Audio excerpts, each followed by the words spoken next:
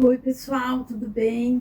Meu nome é Lara Mesquita, eu sou cientista política, professora do curso de pós-graduação em Ciência Política da FESP São Paulo e pesquisadora do Centro de Política e Economia do Setor Público da FGV, o CEPESP. Eu estou aqui hoje para conversar com vocês sobre as eleições municipais e sobre o segundo turno nas eleições. Então, começando do começo. Essa instituição do segundo turno, ou seja, uma segunda eleição que acontece nas disputas para os cargos executivos. Quais são os cargos executivos? Prefeitos, governadores e presidente da República.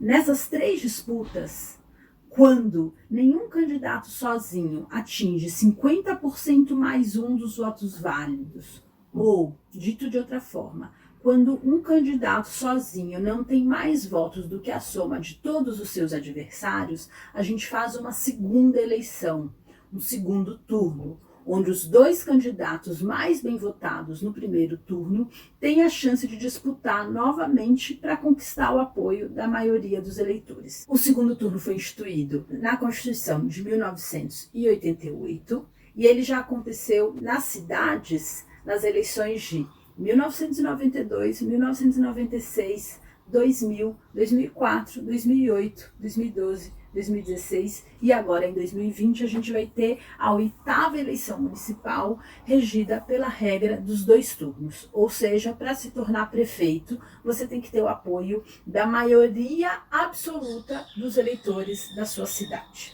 Uma coisa importante da gente dizer é que essa regra só vale para cidades com mais de 200 mil eleitores. Atualmente no Brasil são cerca de 96 cidades que cumprem esse critério. As cidades menores, que têm menos de 200 mil eleitores registrados na Justiça Eleitoral, elas elegem seus prefeitos pela regra da maioria simples, ou seja, quem tem mais votos ganha, independente desses votos responderem pela maioria absoluta dos votos.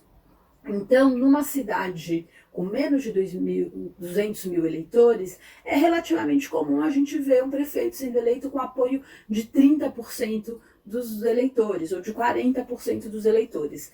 Já numa cidade com mais de 200 mil eleitores, assim como nas disputas para presidente e para governador, para ser eleito você precisa necessariamente ter o apoio de 50% mais um dos eleitores. É muito comum que nas eleições presidenciais, para os governos estaduais e para as prefeituras dessas cidades com mais de 200 mil eleitores, a eleição de fato se defina no segundo turno. Ou seja, a gente tem vários candidatos que concorrem na primeira rodada, no primeiro turno. Esses candidatos não conseguem, nessa primeira rodada, em que muitos candidatos se apresentam sozinhos, ter o apoio de 50% mais um dos eleitores, e aí a gente convoca uma segunda eleição só com os dois mais votados. Na cidade de São Paulo, desde que a regra foi instituída, só na eleição de 2016 aconteceu de um prefeito ser eleito no primeiro turno. Isso é comum, como eu já disse, porque no Brasil a gente tem um sistema multipartidário. Atualmente a gente tem mais de 30 partidos com registro junto à Justiça Eleitoral. Muitos desses partidos decidem lançar candidatos a prefeito. Uma outra coisa muito interessante da gente observar é que os candidatos e os partidos que não passaram no primeiro turno para o segundo turno, aqueles que não foram bem-sucedidos em ficar entre os dois primeiros mais votados, eles costumam, no segundo turno, se reorganizar e declarar apoio a um dos dois candidatos que vai disputar o segundo turno.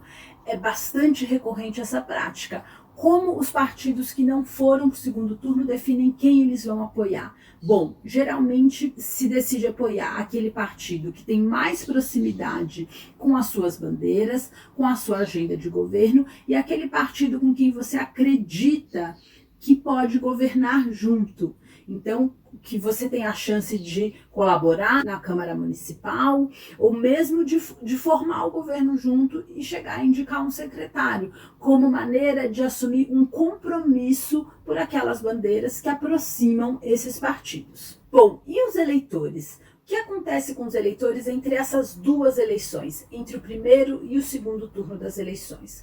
O que a gente sabe é que, historicamente, diminui o número de comparecimento eleitoral entre os dois turnos. No primeiro turno, além de votar para prefeito, a gente também vota para vereador. Isso acaba mobilizando mais algumas pessoas a saírem de casa e ir até a urna e declarar o seu voto. No segundo turno, muitos eleitores acabam optando por ficar em casa, seja porque eu já elegi o meu vereador, seja porque nenhum desses dois candidatos é o meu escolhido. Ainda assim, essa diferença não é tão grande a ponto de deslegitimar a realização das eleições. Vale a gente lembrar que no Brasil o voto é obrigatório e as taxas de comparecimento são bastante altas, o que é algo positivo para a nossa democracia. A participação é muito importante e a participação eleitoral é só uma das etapas da democracia, da nossa ação enquanto cidadão numa democracia. É uma etapa importante, mas não é a única. Além disso, o que a gente observa tradicionalmente é que quem votou nesses candidatos que foram para o segundo turno, já no primeiro turno, permanecem apoiando esses candidatos no segundo turno. O que está em disputa é como vão votar os eleitores dos candidatos que não foram para o segundo turno. A indicação dos partidos pode ajudar a dar uma sinalização, mas isso não é tudo. Os políticos que foram para o segundo turno, eles também têm um novo período de campanha para tentar convencer esses eleitores. O que a literatura especializada da ciência política nos ensina é que viradas eleitorais em segundo turnos não são tão frequentes assim. Ou seja, essa ideia de que o segundo turno é uma eleição completamente nova, que começa do zero, não é tão verdade. A gente tende a ter uma vantagem de quem passou para o segundo turno na frente. Isso não é uma regra, não quer dizer que viradas não possam acontecer. E essas viradas, claro, dependem muito das características dos candidatos que foram para o segundo turno e do contexto político que a gente está passando. Mas o meu ponto é muito comum a gente ler na imprensa, ver especialistas falando que o segundo turno é uma nova eleição, tudo começa do zero. A ciência política ensina pra gente que não é bem assim. Eu espero com isso ter ajudado vocês a desenrolar um pouquinho da confusão com relação às regras eleitorais e a estimulá-los a comparecer e a declarar a sua opção de voto também no segundo turno.